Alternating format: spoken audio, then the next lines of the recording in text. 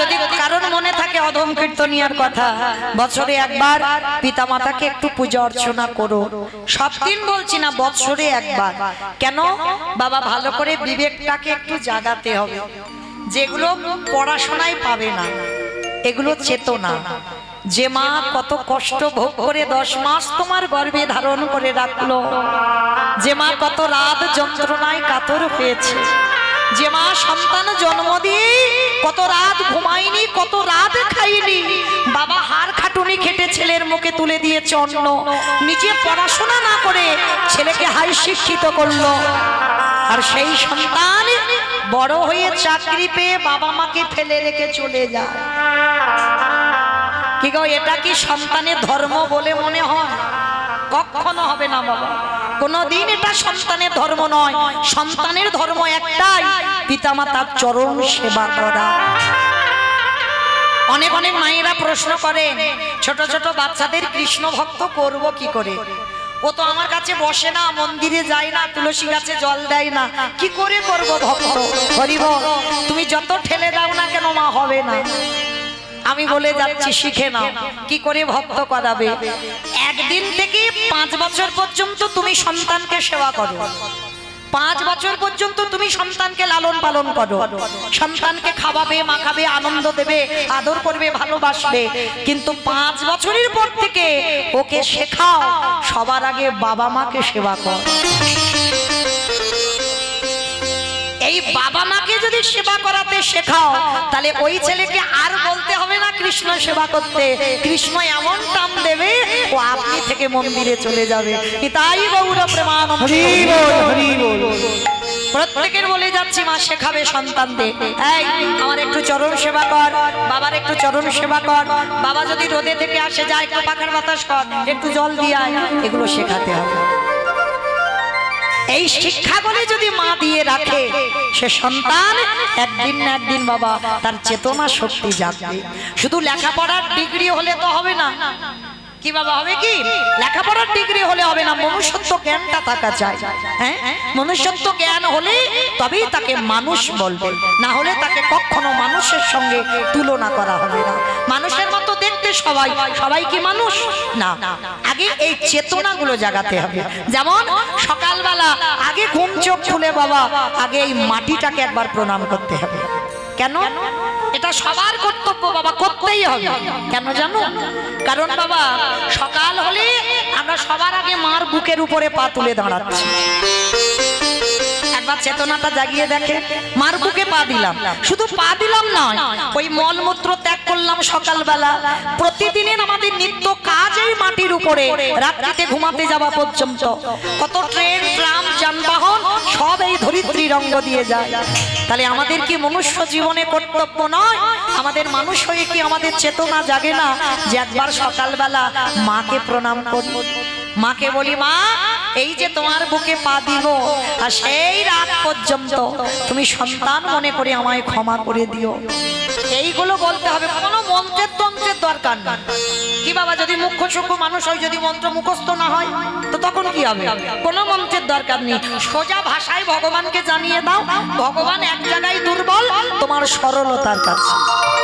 যদি হৃদয়ে সরল হয়, যদি হৃদয়টা সোজা পথে চলে, আর যদি জিলিপির মতো ঘোর প্যাচে চলে বাবা, ভগবত কৃপা হবে না। সোজা পথে চলতে হবে, তখনই তাড়াতাড়ি ভগবত কৃপা হবে। আর মনে রাখতে হবে মা, এই ভগবত কৃপাটা এমনি এমনি হয় না, সংসার সুখের হয় পুরুষের গুণে। দেখেছো কিরম ভুল ভাল বলছে?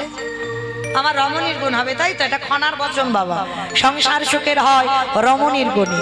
আচ্ছা মা, তোমরা এই যে বড়াই করে বললে রমণীর গুণে, তাহলে রমণীর গুণটা কই? রমণীর গুণটা তো দেখাতে হবে, তাই না বাবা? একটা নারী পারে তার পরিবারটাকে কৃষ্ণ ভক্তের পরিবার করতে। যদি বলো কিরকম, অমাইরা একটা কথা বলি, মন দিয়ে শুনবে কিন্তু, কেমন? আর এই কথাটা শুনলে অবশ্যই করে চেতনা জাগবেই বাবা, তবে মন দিয়ে শুনতে হবে। জানো মা, একটা ছোট্ট মেয়ে ছিল, জন্ম নিয়েছিল ভক্ত পরিবারে। যে মেয়েটার নাম ছিল সত্যমা। মেয়েটার নাম রেখেছিল শক্ত। তো এই শক্তমার জন্ম থেকেই বাবা এদের পরিবারটা ছিল কৃষ্ণ ভক্তের পরিবার। তো মেয়েটা বড় হবার পর এমন একটা বাড়িতে দেখাশোনা করে বিয়ে দেওয়া হলো, বাবা ঘোর নাস্তিক, মানে কৃষ্ণ ভজন হয় না, সে বাড়িতে কৃষ্ণ নামই হয় না। কোন দিন সন্ধ্যাবাতি জ্বলে, কোন দিন জ্বলে না, ভগবানের গুনে গুনে দুটো নকুল দানা দেয়, কোন দিন দেয় না, মানে এরকম পরিবার। আর এমন বাড়িতে বিয়ে হয়েছে, কিন্তু সপ্তমা কোনোদিন বাপের বাড়ি নালিশ জানায়নি যে আমার সংসারে এত কষ্ট। আর শাশুড়ি তো বাবা সে শাশুড়ি নয় বাবা, সে শ্বাস উড়িয়ে দেয়। শ্বাস সবসময় উড়িয়ে দেয়, সে শাশুড়ি নয়। কারণ না, শাশুড়ি তো আর মা হবে না, আর বৌমা মেয়ে হবে না। কি মা ভুল বললাম? তবে হবে কাদের কাছে হবে? যাদের মানিয়ে নামার শক্তিটা দিয়েছে, যাদের ধৈর্য শক্তি দিয়েছে, তাদের কাছে বাবা শাশুড়ি মা হয় আর বৌমা মেয়ে হয়। হয় না বলা ভুল? তা এই সপ্তমার বিয়ে দেওয়া হয়েছিল, কিন্তু মা শাশুড়িটা মোটে ভালো নয়।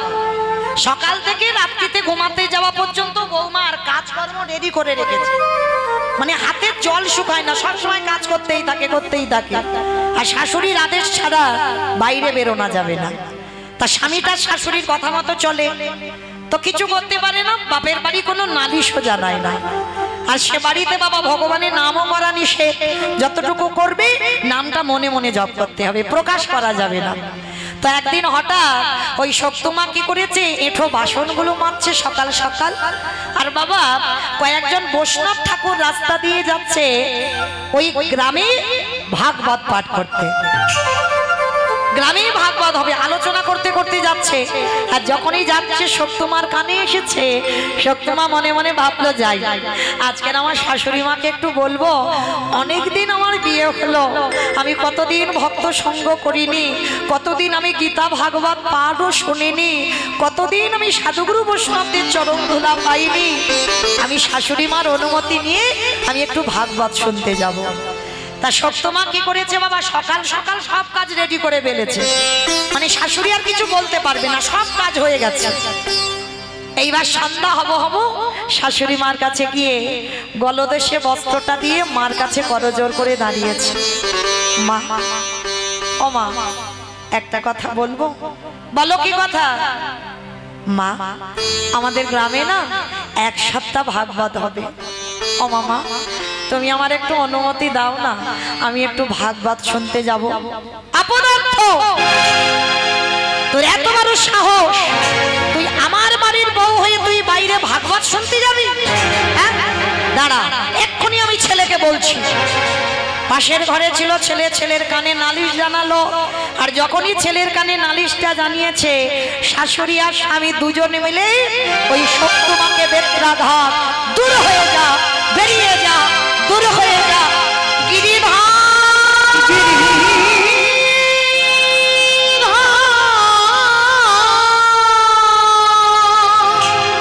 এত মারা মেরেছে, সপ্তমাকে সর্বাঙ্গ দিয়ে রক্ত ঝরে ঝরে পড়ছে। তোর এত বড় সাহস, আমার ঘরের বউ হয়ে তুই কিনা ভাগবত শুনতে যাবি, সাধু সঙ্গ করতে যাবি? আমার বাড়ি থেকে কোনোদিন যাওয়া যাবে না, অসম্ভব। এত মারা মেরে সপ্তমাকে ঘরে রেখে দরজা বাইরে থেকে বন্ধ করে দিয়ে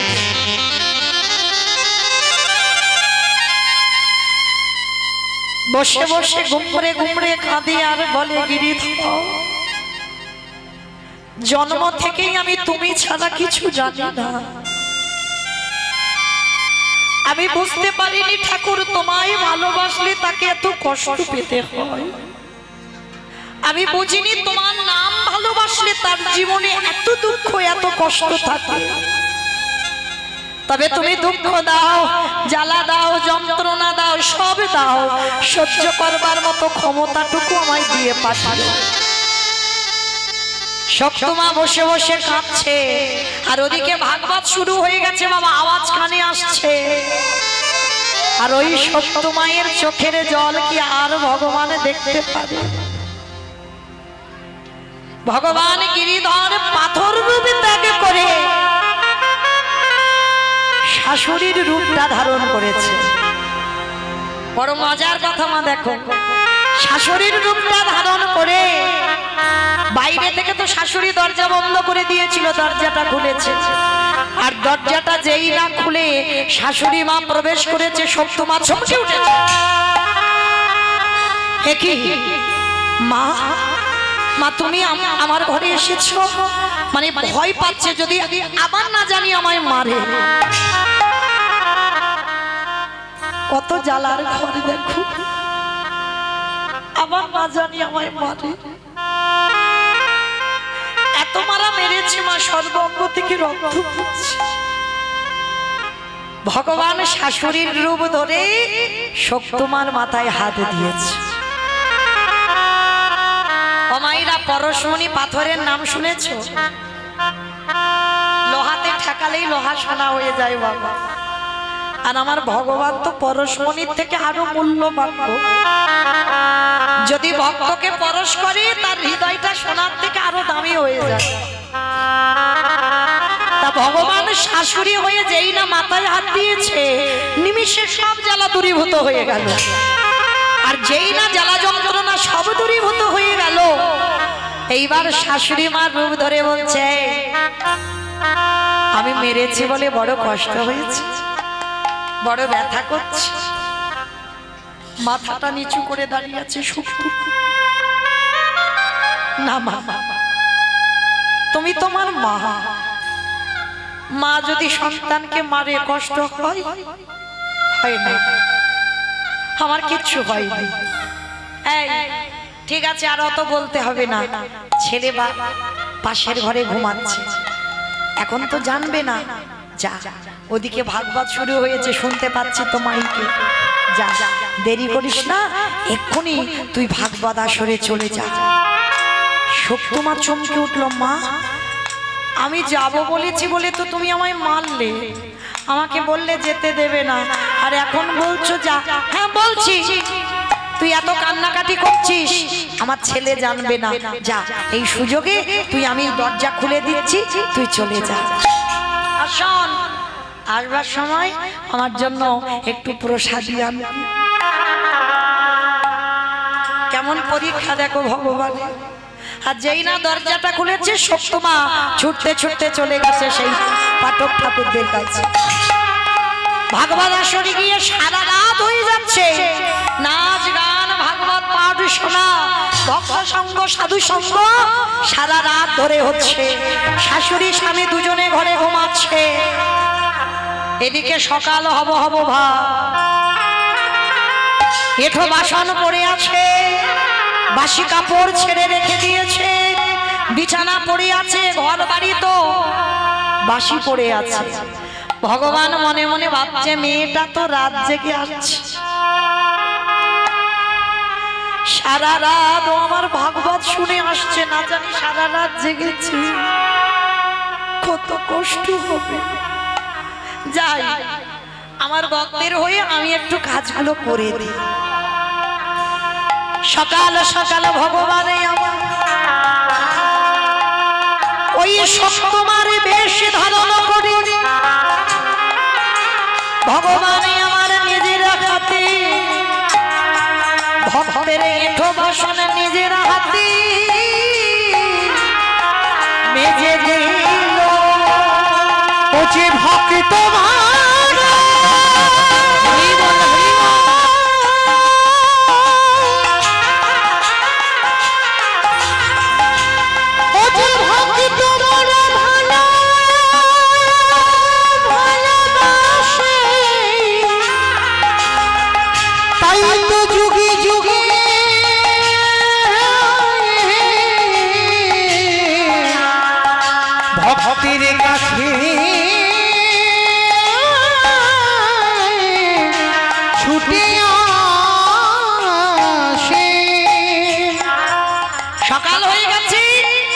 প্রসাদ নেওয়ার জন্য শক্তিমার একটু দেরি হচ্ছে।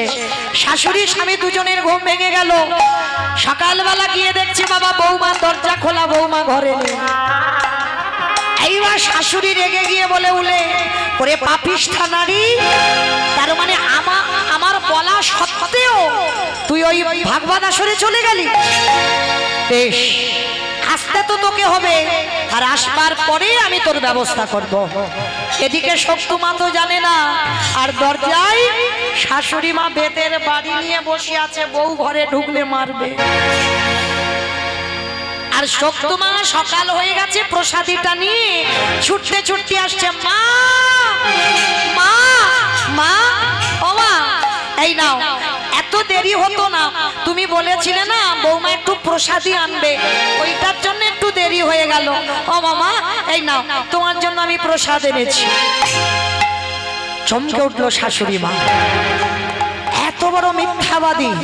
আরে আমি কখন তোকে বলেছি আমার জন্য প্রসাদী আনতে হবে, আর আমি কখন বা তোকে অনুমতি দিলাম? শক্তুমা চমকে উঠেছে, সে কি মা, তুমি আমার দরজা খুললে, তুমি আমার মাথায় হাত দিয়ে, আমি তো যেতে চাইনি, তুমি বারণ করেছো বলে। আমি ভয়ে ভয়ে ছিলাম, যদি আবার আমি চুরি করে যাই তুমি আমায় মারবে। কিন্তু মা, তুমি তো নিজেই এসে আমার অনুমতি দিলে, আর অনুমতি দিলে তুমি নিজে তো ঘর থেকে আমাকে হাত ধরে নিয়ে গেলে, তুমি সব ভুলে গেছো। অসম্ভব! এত বড় মিথ্যা কলঙ্ক তুই আমার গায়ে লাগাচ্ছিস। ছেলে ছুটে এসেছে, মা কি হয়েছে? খোকা, তোর বউ এত বড় মিথ্যাবাদী, আমরা সকালবেলা বারণ করা সত্ত্বেও গেছে। তবে রে পাপিষ্ঠা নারী, সারা রাত তুই ভাগবত আসরে কাটিয়েছিস, স্বামী শাশুড়ি দুজনে মিলে আবার দরজার ধারে দাঁড় করিয়ে বেত্রাঘাত করছে। দূর হয়ে যা, বেরিয়ে যা, দূর হয়ে যা গিরিধর।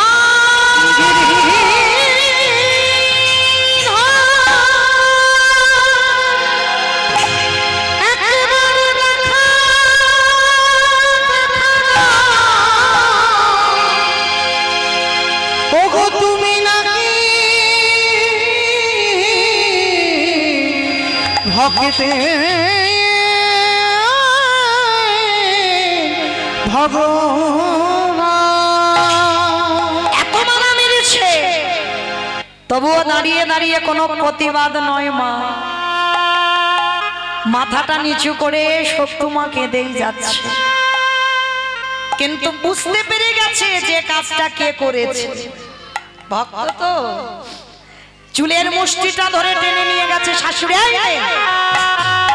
এরকম বাসনগুলো কে মাজবে, বাসি কাপড়গুলো কে ধোবে, বাসি বিছানা পরিষ্কার করতে হবে, ঘর বাড়ি পরিষ্কার করতে হবে। চুলের মুষ্টিটা ধরে বাবা যেই না কলের ধারে ফেলেছে, দেখে না সে বাসন মেজে ধুয়ে মুছে সব রেডি করে,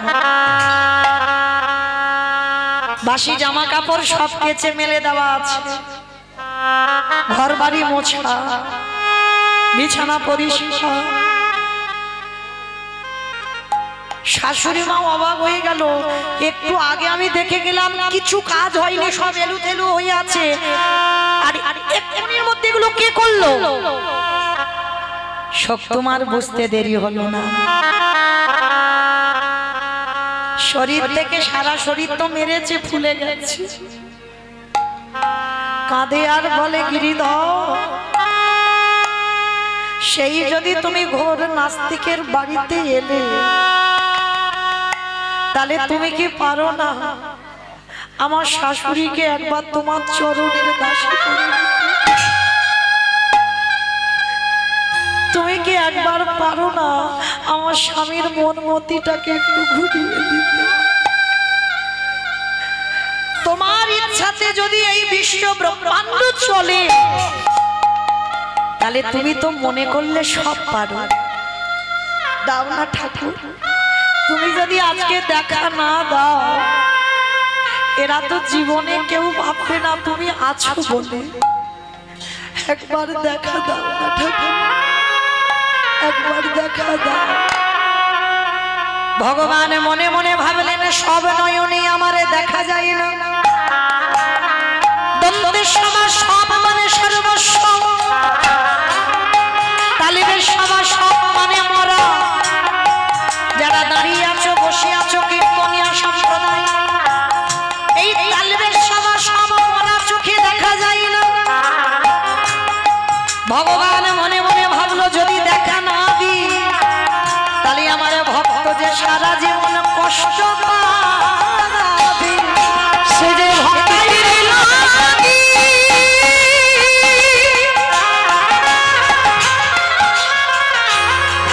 সেই যে ভক্তির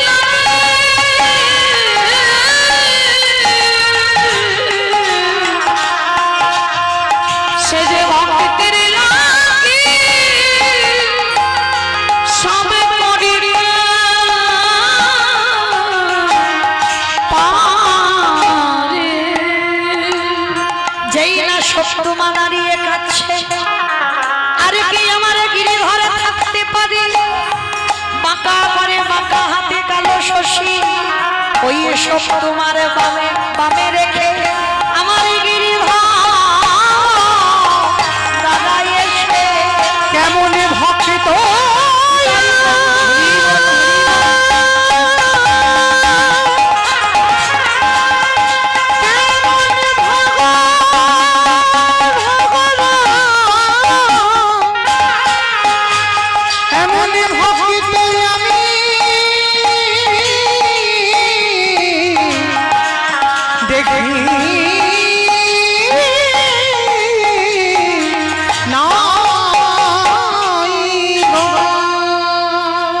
যেই না গিরিধরে দাঁড়িয়েছে শত্রুমাকে বামে নিয়ে ঠিক যেমন বাবা মীরার গিরিধর দাঁড়িয়েছিল আজকের শত্রুমার কাছে দাঁড়িয়েছে শাশুড়ি স্বামী দুজনে দর্শন করে চমকে উঠেছে কি আমরা কাকে দেখছি লুটিয়ে পড়ল চরণে প্রভু বুঝতে পারিনি আমাদের ঘরে কে এসেছে আজকে থেকে আমরা ছেলে মা দুজনে কথা দিলাম আজকের পর থেকে তোমার চরণ ছাড়া আমরা আর কিছু ভজন করব না নিতাই গৌর হরি বল হরি বল হরি বল। তাহলে মায়েরা কি বুঝলাম সংসার সুখের হয় রমণীর গুণে একটা নারী যদি ঠিক হয় কি মায়েরা সব তোমার এত অশান্তি এত জ্বালা তাহলে যদি মনে করতো তাহলে তো বাপের বাড়ি চলে যেতে পারতো কিন্তু নারী শক্তিদের সবার আগে দরকার ধৈর্য শক্তি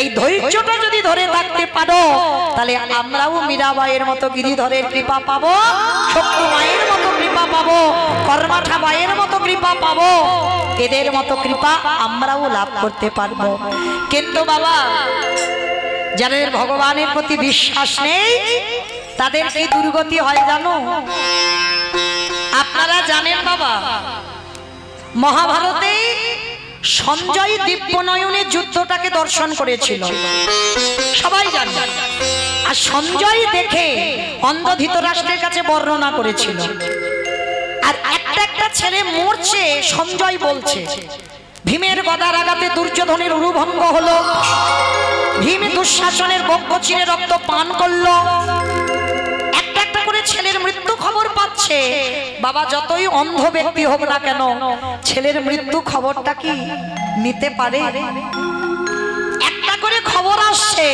আর ভিতরটা যেন ধৃতরাষ্ট্রের জ্বলে যাচ্ছে মানে এত ক্রোধ এত রাগ এসে যাচ্ছে ওই রাগের মাথায় বিদুরকে ডেকেছিল বিদুর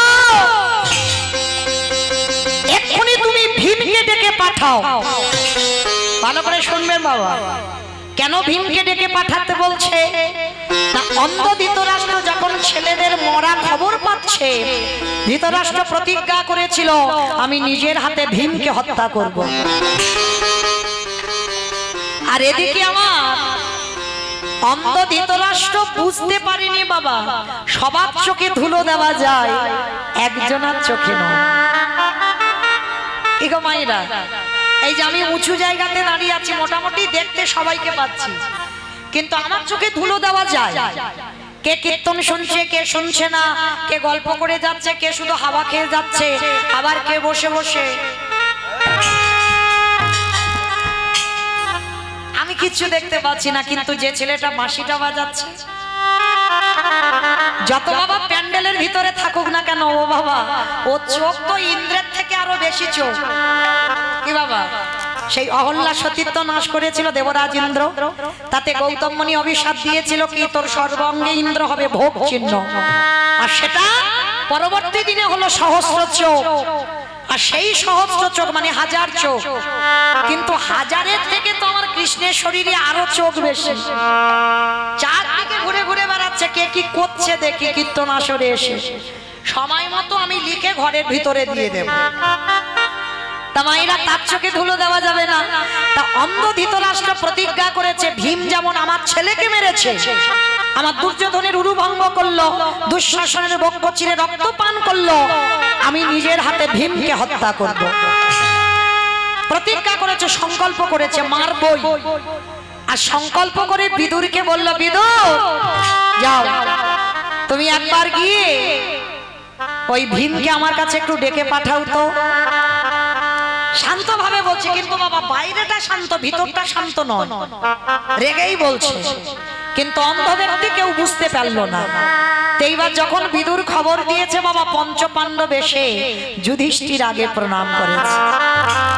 আর যুধিষ্ঠির প্রণাম করতে সর্বাঙ্গে হাত বুলিয়ে ধৃতরাষ্ট্র বলছে, আমি তো বাবা তোকে আসতে বলিনি। স্বভাব শান্ত, ভিতরটা জ্বলছে, আমার ভীম কই, আমি ভীমকে দেখতে চেয়েছি। এইবার ভীম তো পাশেই দাঁড়িয়েছিল। এইবার ভীম ধৃতরাষ্ট্রের কাছে যাবে বলে সবে একটা পা বের করে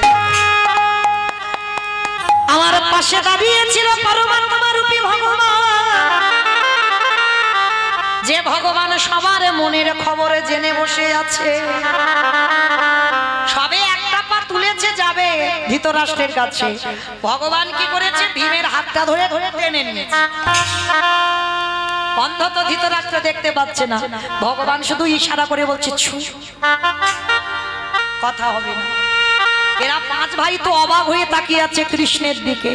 ওই যে বললাম, যে পক্ষে কৃষ্ণ রয় সে পক্ষের মৃত্যু হয় না। যারা কৃষ্ণ চরণ ধরে তাদের কোনোদিন অপমৃত্যু হবে না। এইবারে যেই না বাবা ভীমকে টেনে নিয়েছে, আর রেডি করা ছিল তো একটা ভীম। ধীরে ধীরে ভগবান ভীমটাকে ঠেলে দিয়েছে ধৃতরাষ্ট্রের কাছে। এইবারে যেই না ভীমটা হাত বাড়িয়েছে, অন্ধ ধৃতরাষ্ট্র মানে ভীমটাকে এমন করে বানিয়েছে বাবা হুবাহু ভীমের মতো। আর অন্ধ মানুষ বুঝতে পারেনি। আর যেই না ভীমের দুটো হাত এমনি করা আছে, যাচ্ছে মানে চাকা সিস্টেম করা, ঠেলে দিয়েছে আর গড়াতে গড়াতে যাচ্ছে। এইবার অন্ধ ধৃতরাষ্ট্র যেই না ভীম গিয়ে না যাইছে, আমার ধৃতরাষ্ট্র যেই না ভীমকে বুকে জড়াইয়ে ধরেলো। একটু আদ্রু শক্তি নয় ধৃতরাষ্ট্রের শরীরে, 10,000 হাতির বল আছে। যদি চোখ দুটো ভালো থাকতো না বাবা, একটা খেলা খেলে নিত কুরুক্ষেত্রে। চোখ নেই বলে তো বাবা অত ক্ষমতা। 10,000, আমাদের তো বাবা একটা হাতির পা যদি পেটে তুলে দেয় ওরি বল। আর অন্ধ ধৃতরাষ্ট্রের শরীরে 10,000 হাতির বল ছিল। এইবার ভীমকে বুকে চেপে ধরেছে, মানে ভিতরটা তো রেগে আছে, ছেলেদের মৃত্যু সংবাদ শুনেছে। আর এমন করে চেপে ধরেছে বাবা, একেবারে ধুলোর মতো ঝরঝর করে গুঁড়ো। আর যেই না ধুলো হয়ে গেল, অন্ধ ধৃতরাষ্ট্র টুকরে কেঁদে উঠল। সবাই অবাক হয়ে গেল, চমকে উঠেছে দেখে যে জ্যাঠামশাই ভীমকে বুকে চেপে ধরে মেরে দিয়েছে। এরা তো আসল রহস্যটা জানে না, জানে আমার কৃষ্ণ। যার জন্য বাবা ওই ঘরের ভিতরে একটা লোহার ভীম রেডি করে রেখে দিয়েছিল। লোহার ভীম, মাটি টাটি নয়, লোহা। হরিবল। এইবার লোহাটাকে চেপে ধরে ধুলোর মতো গুঁড়ো করেছে, তার মানে শক্তিটাকে ভাবো। এইবার যেই গুঁড়ো হয়ে গেল বাবা, মৃত্যুর পর এইবার ধৃতরাষ্ট্রের চেতনা ফিরেছে। দেখবেন বাবা, কোন ব্যক্তি রাগের মাথায় অনেক ভুল করে ফেলবে, করে না বাবা? বাস্তবেও আছে, দেখবেন রাগ হয়, ক্রোধ হয়, ওই জন্য সবার আগে বলছে ওইটাকে দমন করে রাখতে হবে। হ্যাঁ, রাগের মাথায় অনেক ভুল ভাল সিদ্ধান্ত আমরা নিই, কিন্তু না, যখনই সিদ্ধান্ত নেবে বাবা, সিদ্ধান্ত নেবার আগে 10 বার পিছনে ভাবতে হবে। হ্যাঁ, 10 বার ভাবার পর তারপরেই তোমাকে একটা সিদ্ধান্তে যেতে হবে। কিন্তু ধৃতরাষ্ট্র রাগের মাথায় ক্রোধ এসেছে, বুঝতে পারেনি। কিন্তু ধৃতরাষ্ট্র জানে তার ছেলেগুলো কেউ ধার্মিক না, সব অধার্মিক। ভুল তার ছেলেদের, পঞ্চপাণ্ডবদের নয়, কিন্তু রাগের বশীভূত হয়ে মেরে দিয়েছে। এইবার মারার পর নিজে অনুতপ্ত হয়েছে, কৃষ্ণ রে আমাকে ক্ষমা করে দে বাবা, বিশ্বাস কর আমি মারতে চাইনি বাবা, রাগ এসে গেল, ক্রোধ এসে গেল, রাগের মাথায় আমি ভীমকে মেরেছি, আমি মারতে চাইনি, বিশ্বাস কর। ভগবান হেসে উঠেছে, ও জেঠু কে বললো তুমি ভীমকে মেরেছো? তুমি জানো না এই জগতে কোনো ব্যক্তি যদি ভুল করে, কোনো ব্যক্তি যদি অন্যায় করে, পরক্ষণে অনুভব করে, ভুল বুঝতে পারে, নিজে নিজে মনে মনে অনুতপ্ত হয়, কৃষ্ণের কাছে গিয়ে জানায় কৃষ্ণ আমি পাপ করে ফেলেছি। এইটা যদি কেউ বলে, ভগবান বলে সেই পাপীকে আমি পাপী বলে গণ্য করি না, কারণ সে অনুতপ্ত হয়েছে, আমি ভুল করেছি, আমি অন্যায় করেছি, রাগের মাথায় করে ফেলেছি।